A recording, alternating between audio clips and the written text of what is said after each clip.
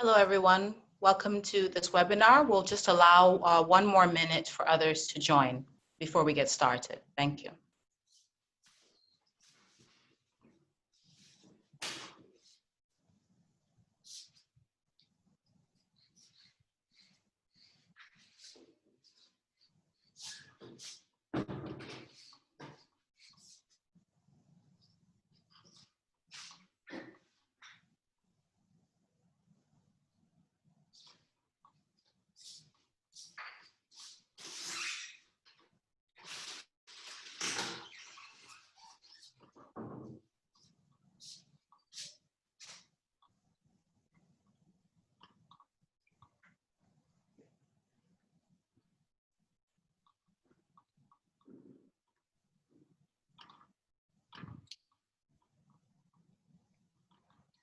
Okay, so I think we should go ahead. We have a full schedule today, so I wanted to make sure that we cover all the content.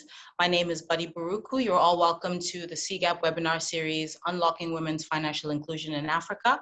This is the second and final installment of the webinar series. Last week on Friday, we had the first installment, and we will make the link available for that webinar to you if you had unfortunately missed it. If we can move to the first slide, I would like to start with some housekeeping items. This is an audio broadcast, so your microphones will be muted during this whole webinar. Please do, however, ask questions that will be posed to the panelists by using the Q&A option at the bottom of your screen. We'll keep track of these and pose them in the appropriate portion of the webinar. You'll receive a link of this event recording, which of course means that the event is being recorded, and the presentation by email. And we please implore you to complete the post-webinar survey at the end of the webinar so that we can get your views and your feedback. Next slide.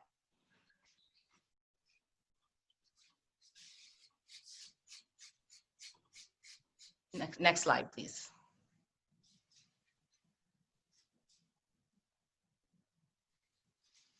Great. So for those of you who are not familiar, CGAP is a think tank housed within the World Bank Group made up of over 30 development organizations. All of us are focused on the objective of driving financial inclusion and specifically the use of digital financial services as a means of doing so. Next slide, please. Our particular team that's hosting this webinar series is a team that's focused on Ghana, and our work in Ghana is funded by SECO, which is the Swiss Development Agency.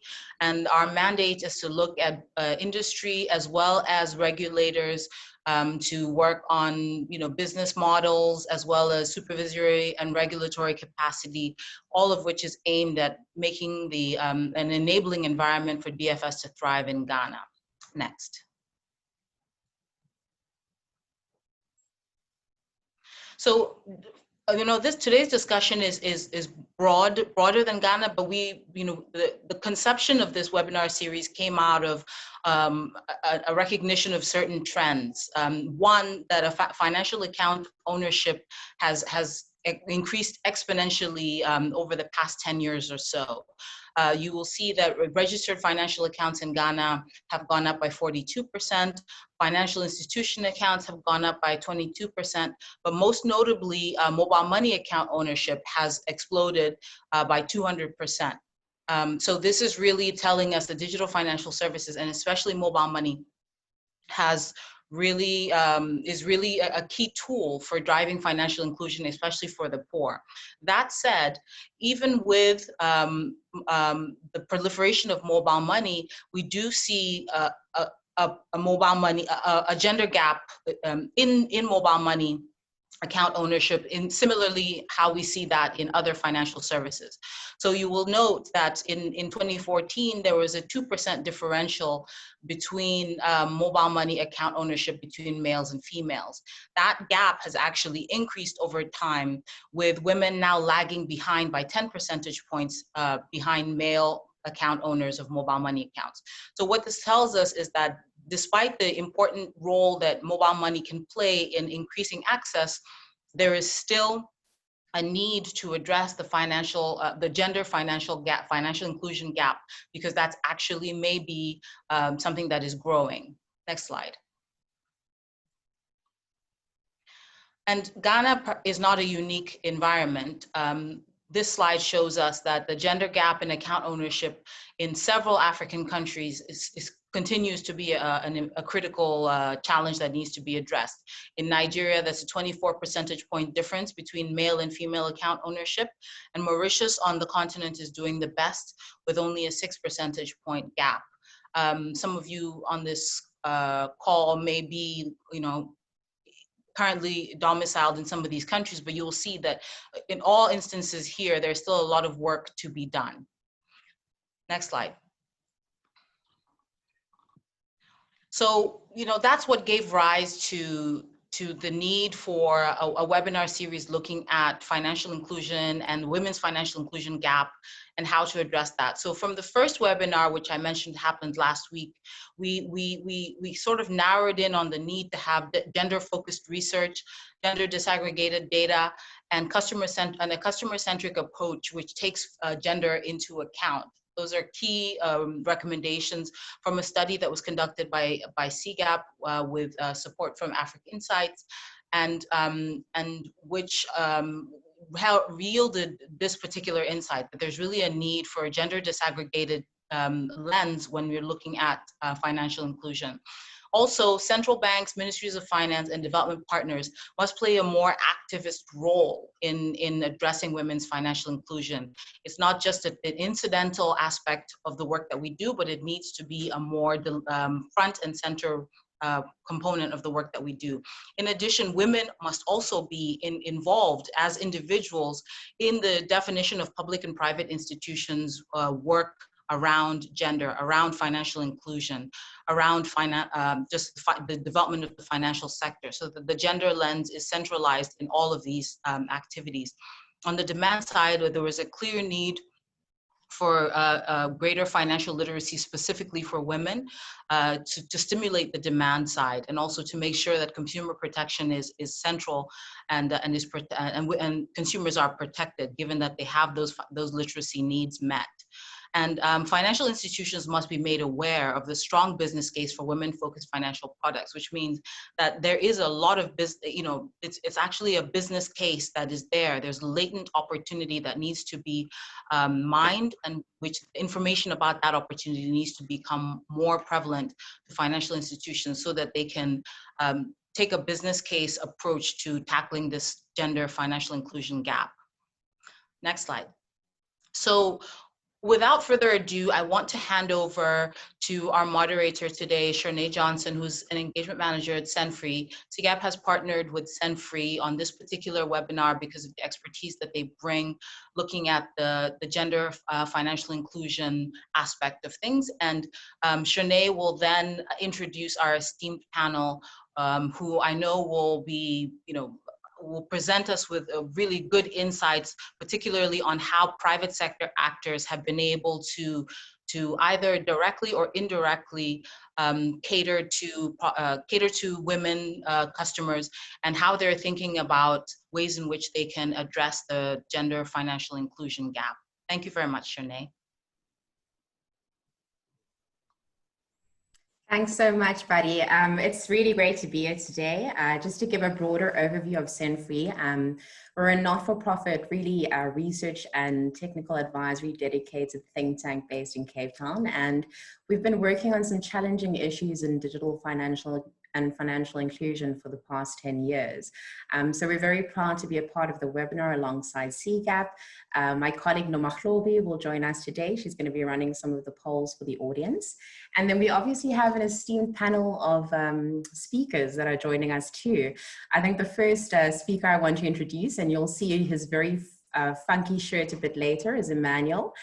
He's the co-founder of InvestXD, and he's really dedicated to building technology that promotes financial inclusion, internet accessibility, and improved educational opportunities.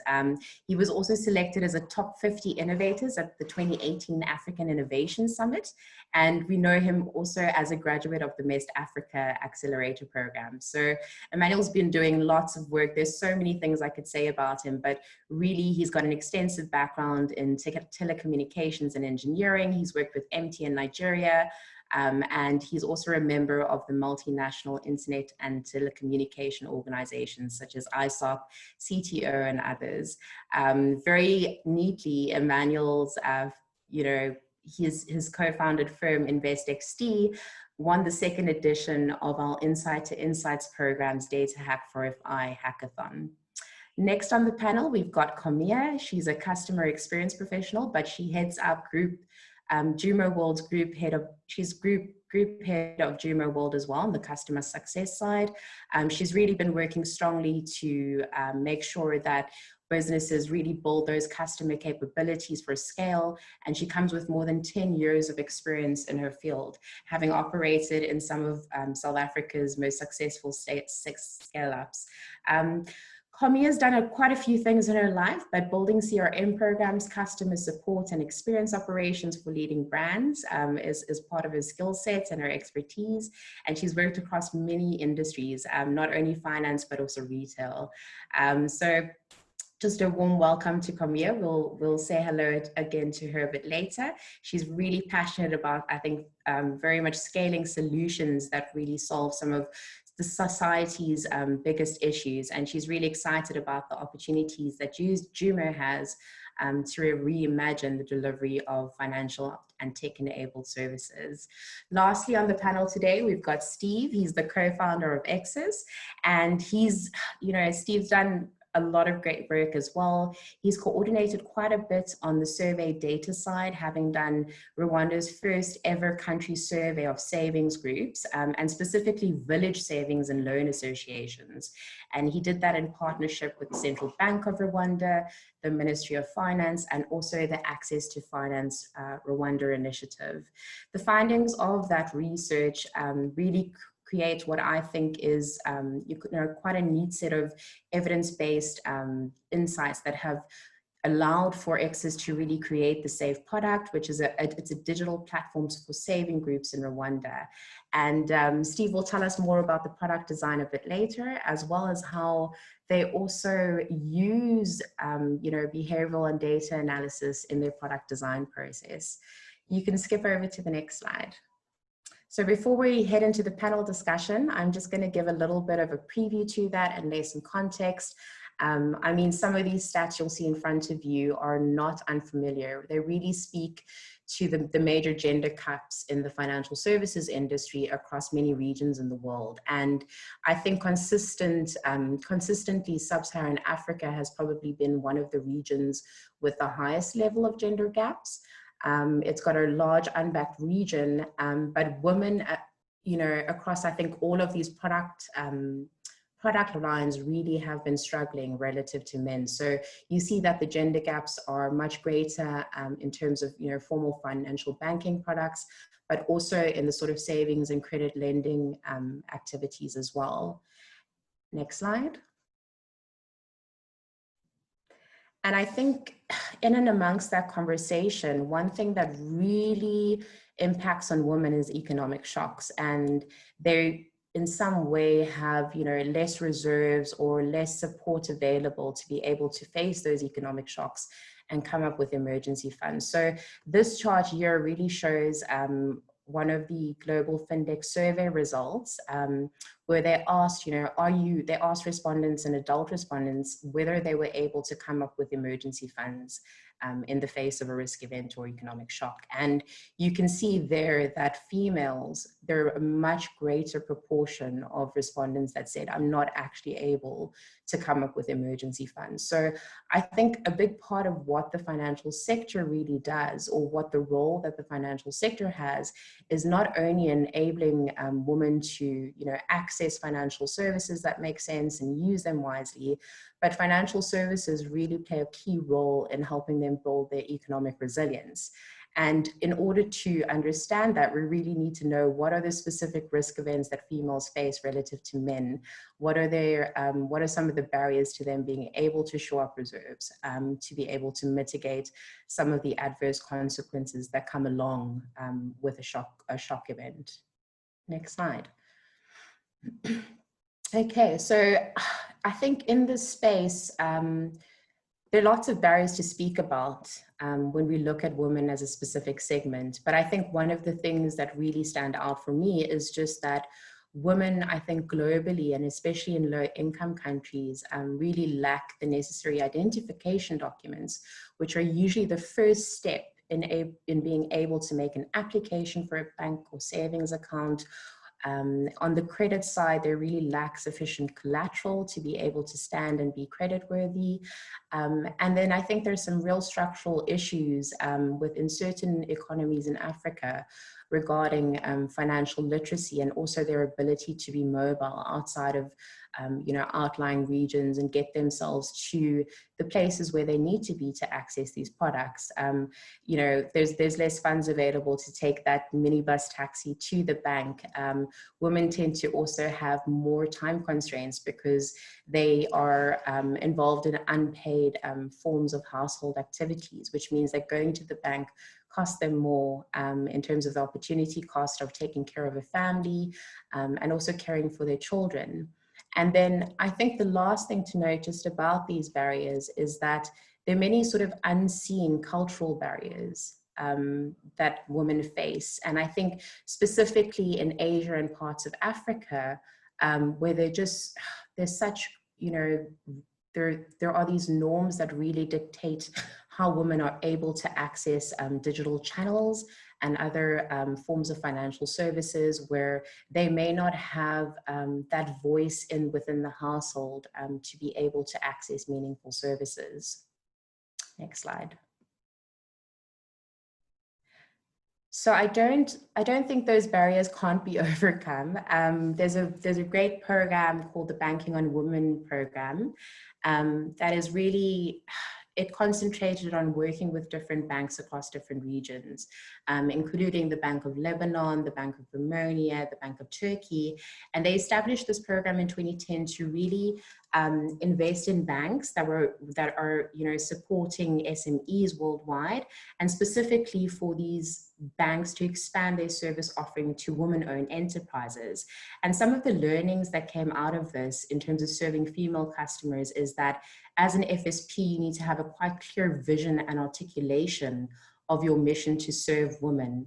And also, internally, just having that buy-in and knowing what the business case is to serving them is quite important before you can create these products that make sense. And we'll speak later to the panelists about, what is their specific business case for serving women. I think women also have very distinct needs and behaviors. So when FSPs go out there and try to serve them, engage with them, they need to be very sure about what the value proposition is for this female segment and how to customize that in a meaningful way so that good financial decision-making, kind of comes across quite neatly and is encouraged for females and also female entrepreneurs who maybe don't have the same access to resources and the same digital literacy rates when compared to men. Next slide. So we're just going to take a little bit of a sort of intermission in the program just to do a little bit of an audience poll, because data is quite an important part of trying to understand the segment. So I'm going to hand over to Noma, who's going to do a poll for us. Thank you, Shanae. So with the first poll, we would just like to get some initial views on what the audience thinks around data sources and the relevance of data sources for understanding women. So we'd like for the audience just to take a few seconds of their time just to vote, and then we will show the results shortly.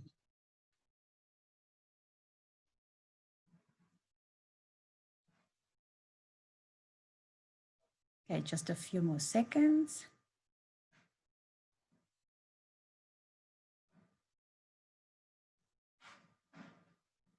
We're almost there.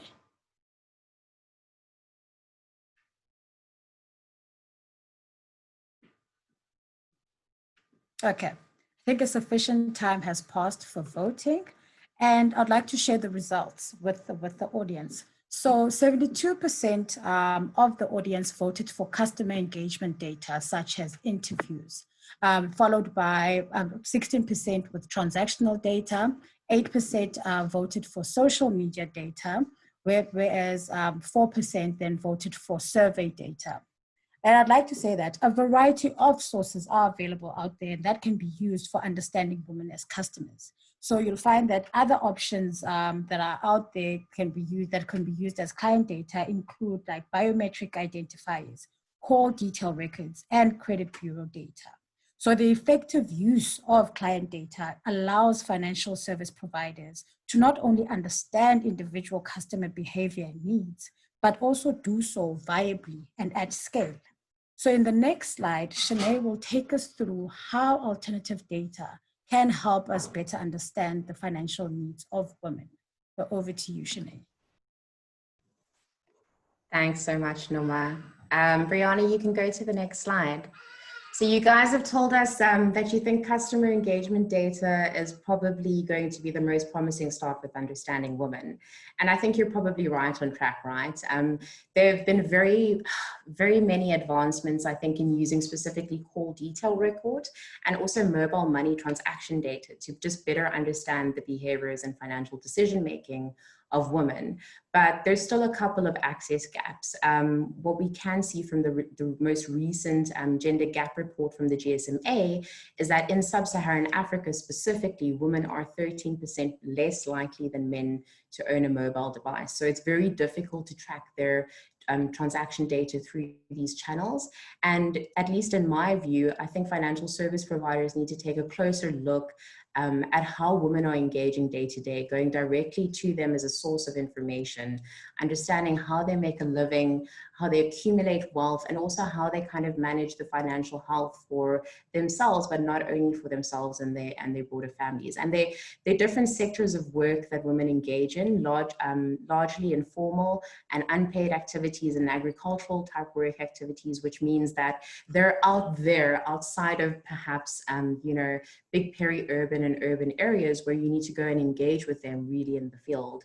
And then I think there are also new advancements, at least on the digital app side, for being able to capture some of the trends around women's engagement and how they seek health services out, which is a big component of their sort of activities, especially on the maternal health side and other health services side. And then I think what we'll find also later on in the panel discussion, and not to preview it too much, is that women tend to engage in offline community groups quite strongly. And more increasingly, I think as mobile access is kind of taking more steam or is being taken up more largely, they're starting to engage in online community groups as well. If you think about, how relevant WhatsApp is within the African space. So these are also great environments to go and capture data on women that can better help, I think, the financial service providers in designing meaningful products. Next slide. So there's not only the data bit. At Senfree, we've been doing quite a bit of work on behavioral science. And if you don't know what that means, but it's really a science that brings together the psychological and the economic theories in understanding how individuals make economic decisions. And we did a big landscaping systematic review of all of the relevant literature where there had been case studies of experiments or innovations implemented looking at women specifically and targeted interventions with women to see how these interventions had an effect on their usage of financial services. And that research was funded by the IDRC in 2018. It's a really great report if you want to go and read it, but there's sort of 4 big buckets of interventions that financial service providers can look at with respect to targeting women and their decision-making. The first is really around commitment features. So commitment features, if you imagine that you take up a savings product and you commit to an automated amount that gets debited off your account every month, that is typically what a commitment feature can look like. And the other bit about commitment features is that, you know, there are other soft commitment features like introducing a safe space for women to save. And one of these studies, a randomized controlled trial that was done in India, found that where they had given women financial education and the combination of a lockbox, a physical lockbox with a key to go and save, this had quite a big impact on the savings behavior of women. So they found that the savings of women who received this financial education had increased by 8%, but those women who had an education intervention and the lockbox, their savings had increased by 42%. So those kind of product design testing strategies and also experiments that are run in the field can show just how effective you know, some of these behavioral interventions can be when you're trying to increase uptake or usage of financial services. Client communication is always very important as well. So women tend to be more strongly influenced by their peers, and this is based on a systematic literature review. They're also at greater risk of default, right? When their microfinance group, lending group consists of only women, which was quite a strange finding in one of the studies. But it just shows that there is some learning that they kind of gather from broader members of the community in, you know, practicing better savings habits and also not defaulting on their credit obligations. And then I think a big part of what we found in the behavioral science literature is that social enforcement, which can also be kind of thought about as pure influence, is quite important and affects women quite greatly in how they make decisions. So there was an experiment that was conducted in South Africa where they went to look at the existing clients of a microlender, and they were offered a $12 bonus if they referred a friend who successfully repaid their loan. And this intervention reduced the risk of default by at least 10 percentage points and increased the likelihood of timely repayment by 2.5%. So behavioral interventions, whether it's a client communication feature, some kind of discount or incentive, or even, you know, client choice architecture interventions, which are broadly like, you know, these sort of default opt-in options when you go and select how much you want to save, they can be very effective in terms of influencing financial decision-making of women in a more positive way. Next slide. So together with behavioral science, it's not just the sort of interventions that are played into this. A lot of behavioral science really relies on good data analysis and techniques, and some of that also revolves around sentiment and analysis, right? So mining the social network to better understand how your user base or your consumer segment has perceptions about the value of your service, and then using that information to kind of reiterate and innovate on your product design and your communication and distribution channel strategy. So we looked into one case study by Zed Credit, where they use specific sentiment analysis to design a women's savings solution. What they found is that the concerns of women were identified quite timely and safely through this Wele app that was developed. So it was tracking continually some of the attitudes and behaviors and also the decisions of these women. And they found that the wallet that they actually provided within the Wele app, which also incorporated a commitment savings device, allowed women to save more efficiently for future specified events. And they also had, you know, the cash wasn't withdrawn at such a rapid pace. So they were able to save more meaningfully in the long term. So that's the kind of the use of sentiment analysis and also commitment features in the design of women's savings solutions. And then I'm also going to go to just one more case study on the next slide, which really looks at transactional data analysis. So this was one of the data types that you were polled about. And we looked into this case study about Diamond Bank that launched a better savings account.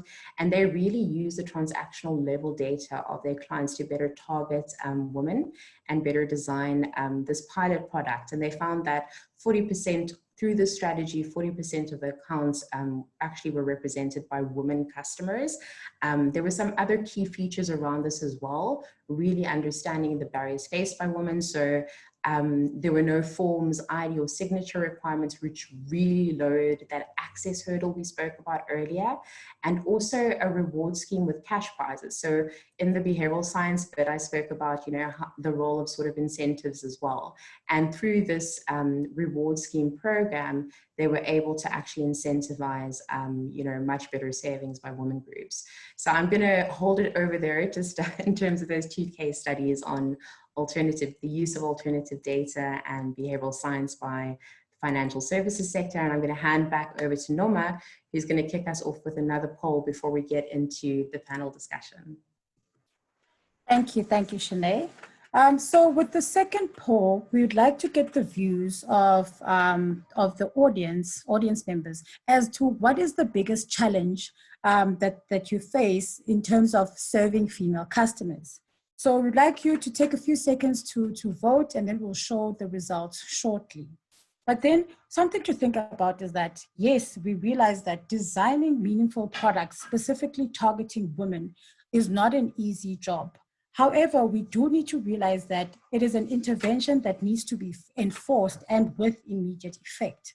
So with the case studies that Shanae just spoke through in terms of Zed Credit and Diamond Bank, that just shows you like a few examples as to the use of alternative data to reach women. So it's not a matter of that females do not want to take up financial services. It's just a matter of financial services providers need to tailor their specific products, and they need to tailor their specific products to meet those women that are facing barriers. And you will see that reach will expand. So I think sufficient time has gone past, so we'll move over to the results. As we can see, so basically a large portion of the audience members, they voted as a lack of awareness of opportunities as one of the biggest challenge in serving female customers. So they made up 48%.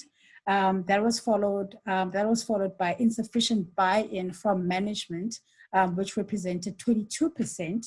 And then that lagged behind, it was customers that were rather hard to reach and insufficient data. So those 2 results, they represented 15% each.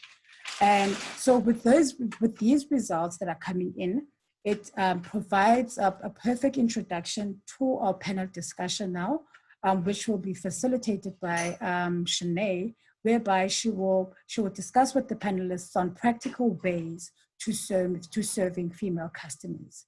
Over to you, Shanae. Thanks so much, Noma. I think at this point, I'm going to invite Kombia, Steve, Emmanuel, please come up into the gallery view. You can put on your mics now and also your videos. So I think our audience can have a look and we can make this a little bit more engaging. Hi, Kombia. You're looking great today. Hi, Emmanuel. Hi, Steve. I love Steve's background, but just also to note, you know, Emmanuel's wearing this funky shirt. So I actually feel like Emmanuel's shirt belongs in Steve's background, and maybe they should swap positions for the day. But welcome, everybody. We're very excited for the panel session. I think, you know, when I was reflecting on this panel last night, one of the things that really stood out to me was just that, you know, making the business case for serving women is quite difficult within the financial services industry. And in our early discussions, I realized that, you know, you guys are real champions within industry, really designing solutions that make sense for the female segment. But there are obviously products that may be more relevant for women than other ones. So Kombia, just jumping into the segment, you know, I kind of want to just hear from the Jumo side with your big product portfolio, which of these products have you really found to be, I think, most effective in reaching women and really meeting their needs? Thanks, Shanae. Yeah, I think there are so many ways to actually think about that question. And from our side, so I think maybe just for the benefit of the audience, you know, Jumo is a financial services tech platform, and we offer predominantly credit products, but we also have some savings products that we offer to customers, usually via mobile money. And what we see in the variance in reach of our products, I would say, is often more based on geography rather than on the product construct, although that does play a part with certain products. But that really makes sense when you consider that women are even more,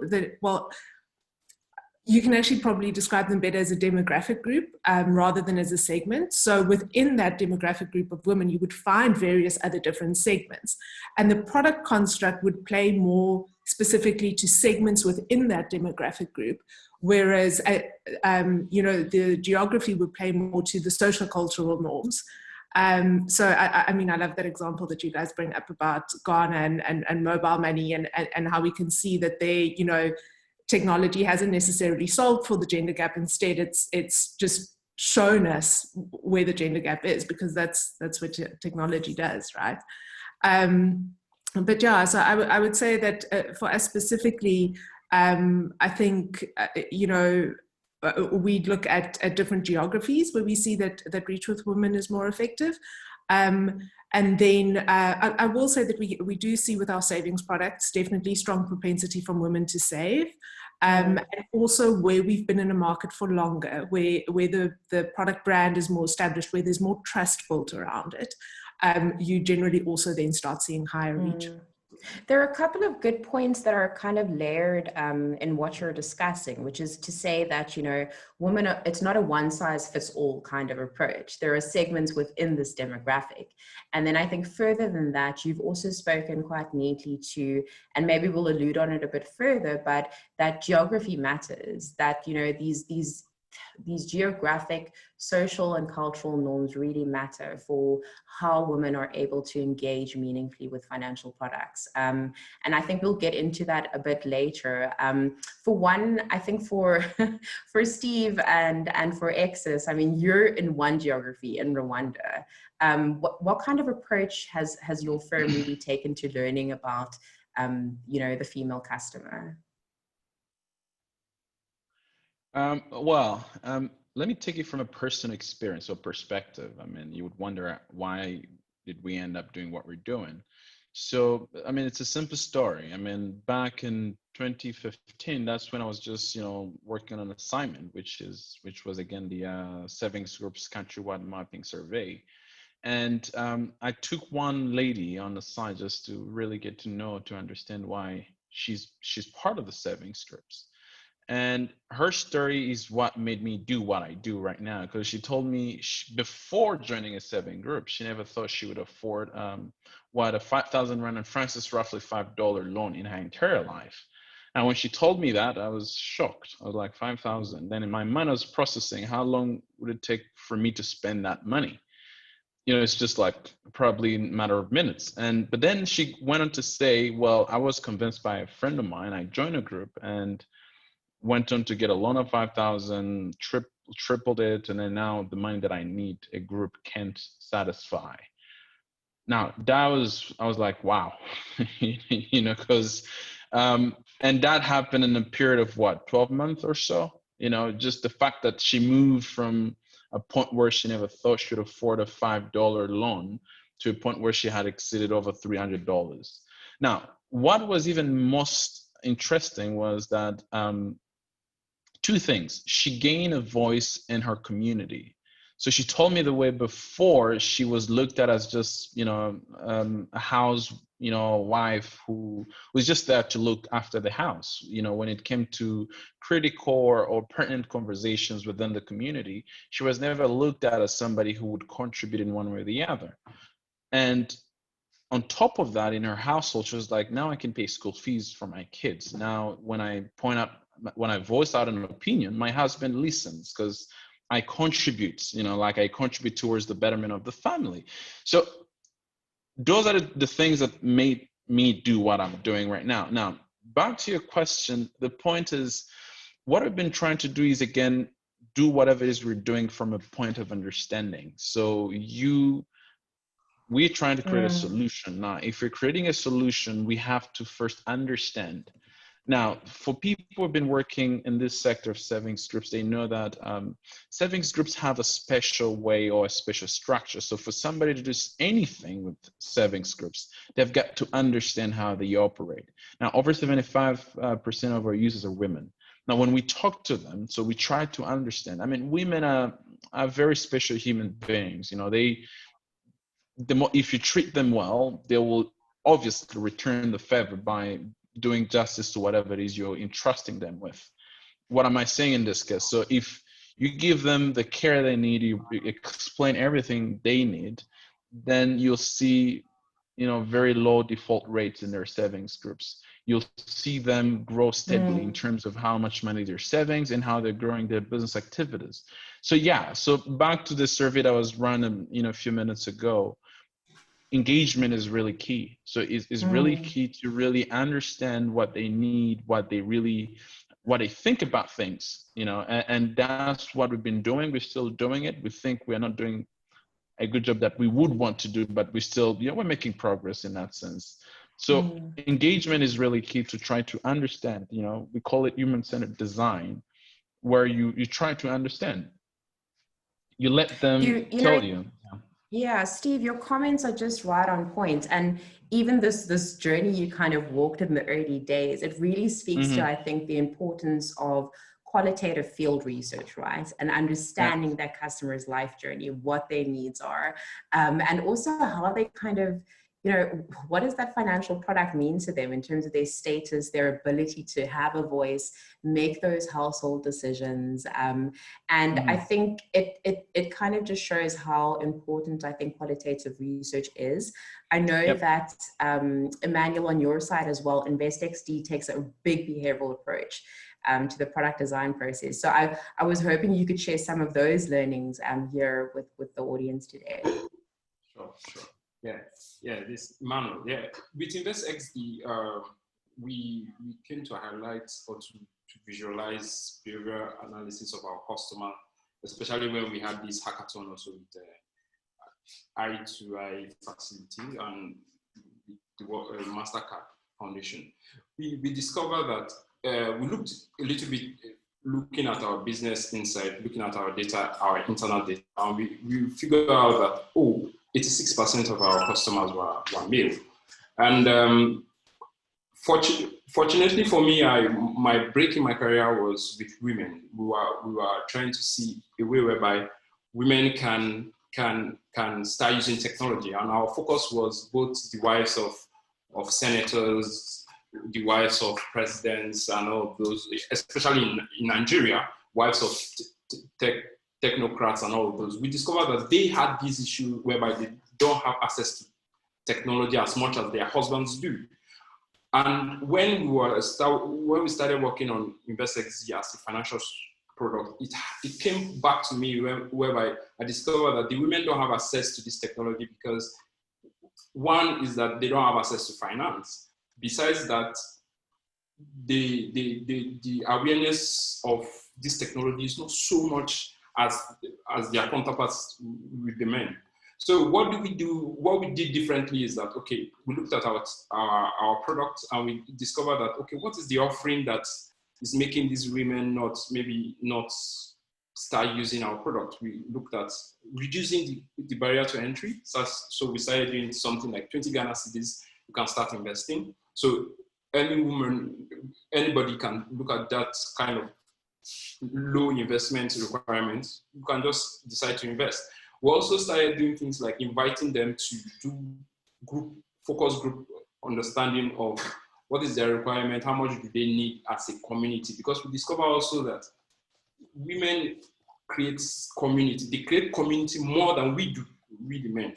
They have communities. So if you can target a particular community, maybe it's the market group in a particular area, target the person in charge and invite them to come and look at the product. Okay, look, although this is a digital product which is going to be on your phone or on your laptop, it's not that difficult to understand. So taking them through the process improved our product offering in terms of the emotions we use, the pictures we use, the language we use, and we even had to start employing females as one or two other, other people to join our team. Like the person that was in charge of our graphic design we dedicated it to a female, and she was very good at transforming the way we present our product. And that gave us a tremendous increase in our customers. And also we discovered something very interesting. That is, the withdrawal rates reduced because females, I don't know, it's biased, it's not nice. It's very funny saying it actually. They don't withdraw as often as the male. Our male counterpart will come online and want to invest, and he'll be investing something like 2,000 Ghana cedis, 3,000 Ghana cedis, 5,000 Ghana cedis. Give him 2 months or a month, he will come and make a withdrawal from that amount of almost 3,000. But a female will start off with maybe 500 Ghana cedis. So what are you saying? Women are better savers? I think maybe come here, and I don't know if I can qualify that for myself, but what does that say about the sort of risk averse nature of women relative to men, do you think, Emmanuel? Yeah, they are risk averse. They are risk averse, and they are consistent. I think that's one thing that highlighted when we look at after a few months, we looked at our business insight, we looked at our inside information, we discovered that, they don't withdraw as often as their male counterparts. They might not invest as high as their male counterparts, but they don't withdraw. So what do we do to improve that behavior is now we started infusing products like goal-oriented investment. So give them a goal. So maybe you want to expand your business. You have a small business that I had this particular woman, what she was selling is, we call it, it's a cow milk. So she sells it, and she started investing. Burkina, we call it Burkina in Ghana. Yeah, so we observed that she was consistent with the goal. Okay, look, now my business is run around 500 Ghana cedis daily. That was her business, 500 Ghana cedis daily. So I told her that, you can improve that. So if she needs to improve that, all what we need is that she needs to show a particular way of investing. So that's just interacting with them has introduced us to even looking at other types of product that we can push to the market. That's why we're revamping Invest Exeia. Increase our offering. Emmanuel, some of your comments really also speak to not only investments in understanding the female customer, but also investments within your own business, right? To support people that are working in the field. And there's an anonymous attendee that put forward actually for me quite an important question around, the lack of sort of representative female innovators in this space. So I don't know, Steve, if you kind of want to speak to that around what Exis is doing to bring women in to kind of be representing and serving, these people. Well, one quick example I can share. Actually, last week we just had a training with a group of people. So we call them super village agents. So these are people that help us at least disseminate and then, at least manage or handle any issue that might arise from serving scripts. Now, so the majority of them, again, are women. And one of the solution, because we've been struggling with phone penetration within these members. Some don't think they need to get a phone. Some do think they do need to get a phone because they need a phone to be able to transact digitally.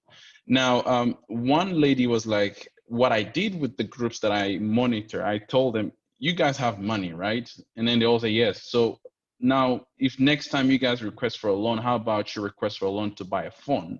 Because this will help you in many things, even beyond the saving group. So these are some of the initiatives that they take amongst themselves, to sort of, go about their, their activities.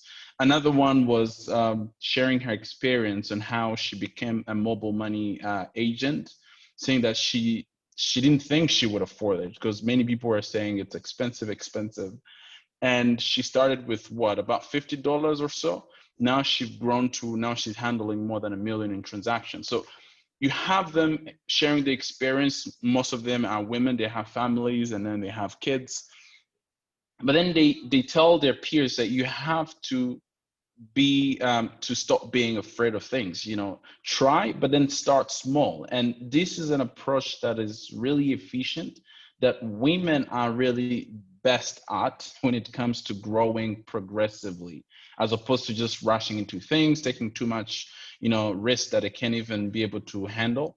So women, and the more when you see them sharing amongst themselves, they get each other way better than I would say we get each other.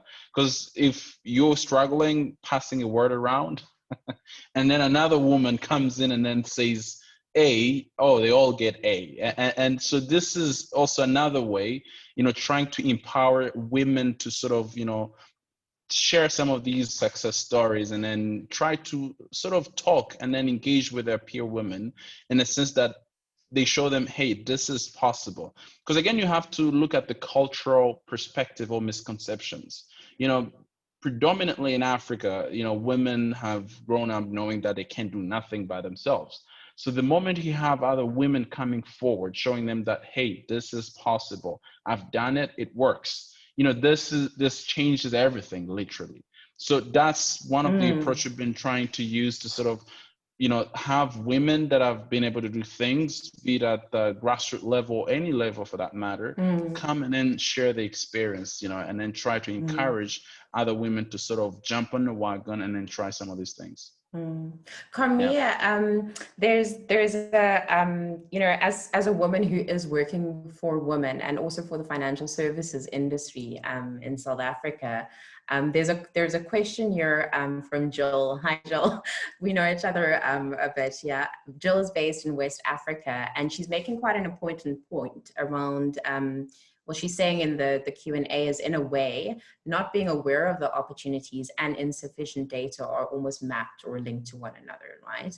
And if providers had more data, we'd be working on better or more effective ways to engage women and get uptake of products. So I don't know if you want to comment on that, because Jumo is very much a data-centered, data-fueled organization and FSP. If you have just any sort of general comments in response to Jill's notes. Yeah, it's interesting because I'm reading that in one of two ways. I do think so. So on the one hand, there's it can refer to the lack of access of the provider to data. So the insufficient data because the woman is I suppose is not aware because she's potentially not on the same channels that's being used.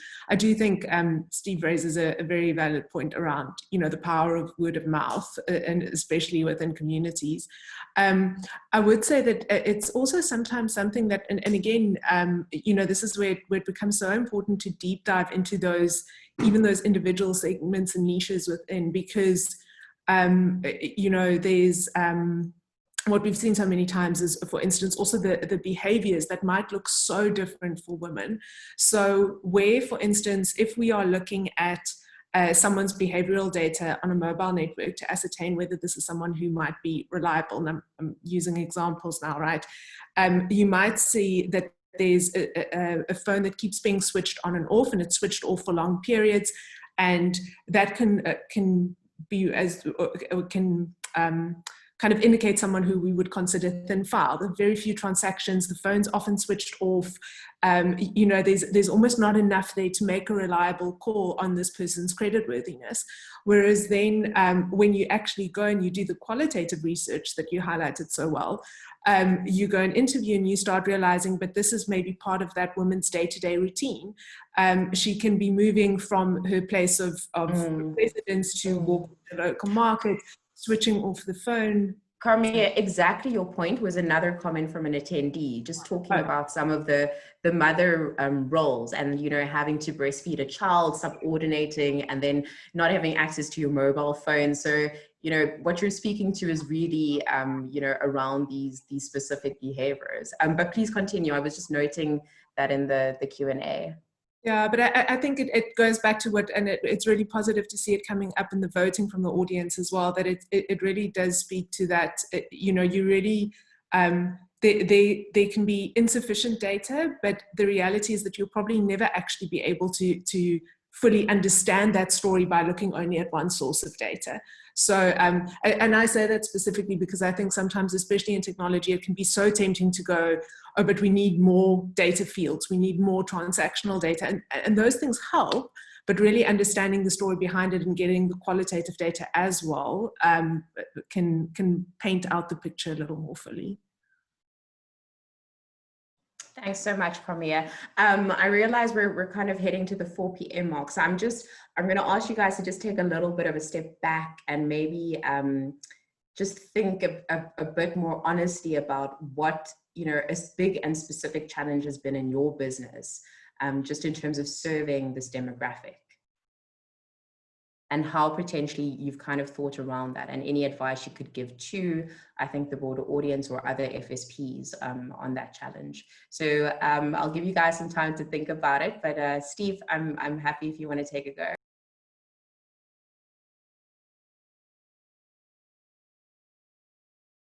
You're still on mute, Steve. I thought we were going to get this through without any mutes. Yeah. You know, I thought I had gotten used to Zoom, but it seems every day is a learning day. So I was saying I'm not sure I got your question properly. So just what is one of the biggest challenges been in your business in serving the female customer, and how did you kind of get around that? What are the big implementation learnings essentially for the rest of the sector? Yeah, I don't know if this is the same case across other geographies, but generally in Rwanda, there's the communication barrier, like where they do not. I mean, you have to be really intentional to get them to tell you some of their pain points. So that's been one of the main challenge. But I mean, one thing I've noticed, if you first, you know, take time to observe and then listen to them, that sort of solves probably more than 60% of the problem. So what we're trying, the challenge is pretty much around communication and try to get them, you know, to sort of feel confident, and then try to take on some of these things, you know, at a larger scale. And the fact that we're using these super village agents that we sort of incentivize to do that, it seems like it's sort of working, and we hope to take it to another scale, and then, you know, sort of try to engage them more and have people within their community be the ones to sort of engage them. So I mean, I would say that's one of the main challenge. Other than that, the rest, it's pretty much constant engagement, and then learn as you go. Yeah. So agent networks, that kind of face-to-face interaction, long Yes. engagement, you know, essentially you're building the trust with your customer. Yes. And I think in some cases, you know, women, and we discussed this in almost in our panel prep discussion, that once it takes a lot of investment to get a female customer, but once you have a female customer, she's kind of a customer faithful for life, right? Exactly. Yeah, that's what it is. I think it even cuts across, you know, like women are just, you know, they're very special human beings, and for us it's been, you know, and it's been a huge social experiment to go through that. And then the other interesting fact about women is, you get a woman hooked, that's the entire household. That's what happens. You know, if they get it, they understand it, then you've got the whole household, which is the opposite. Not only capturing the household, but the benefits that you know, accrue to women, they ripple down further to the household, because it's often a woman, when an economic shock happens, right? And the research shows this, she will eat less so that everybody else can eat, right? And I think in the same way, when those investments and savings are there, it's really the kids and the broader household who are benefactors in terms of educational access and other kind of things, health access.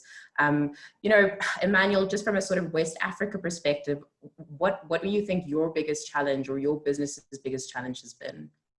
Yeah, our biggest challenge is understanding the enormous unstructured data that exists around behavioral science, around the women.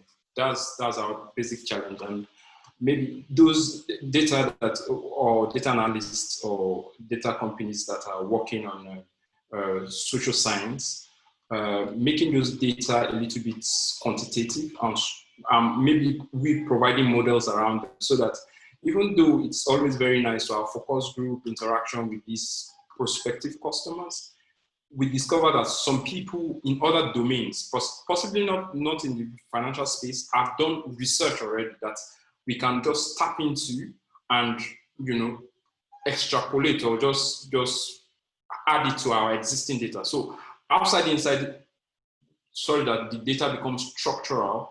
It's very, very essential to especially startup, because we're running on time, we're running on little budget.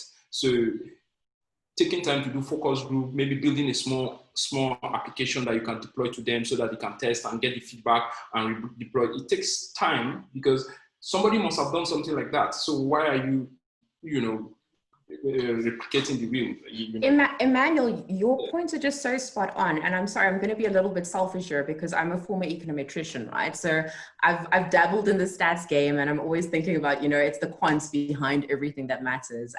But what you're essentially describing is this mixed method approach and the blending the qual and the quants in a meaningful way for modeling. So taking those qual findings, using that in order to, you know, set your hypotheses or your a priori assumptions, and really building that into your model, right? Whether it be a credit model, an investment model, or some other kind of model for kind of, you know, measuring how you're going to kind of put that back into your business and design the product better. It's just such a key point, and I really do appreciate it. I mean, your work has been really great, and I think especially on the sort of savings and investment side, there aren't many fintechs or FSPs out there that are really targeting this demographic meaningfully. If you can think off the top of your mind, what of these models have been really effective in your view in kind of guiding better financial decision making, both from a savings and investment perspective? You mean models?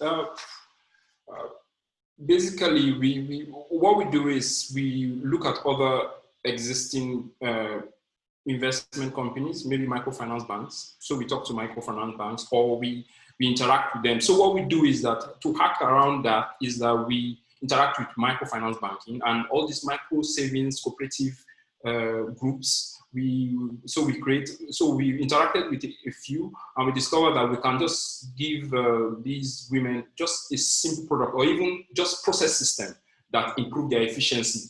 That way, we get this other challenge that is also there, which is getting access to them. So we're giving them something that is almost like a freebie, but at the same time, we get to interact with them, we get to invite them, we get this first contact with them that, okay, now we are part of them and they are part of us. So we can develop from there. And the microfinance banks also have a lot of information, only that most of the information is head knowledge, it's not in the book. You have to interact with those guys. You have to jot down and create your own data.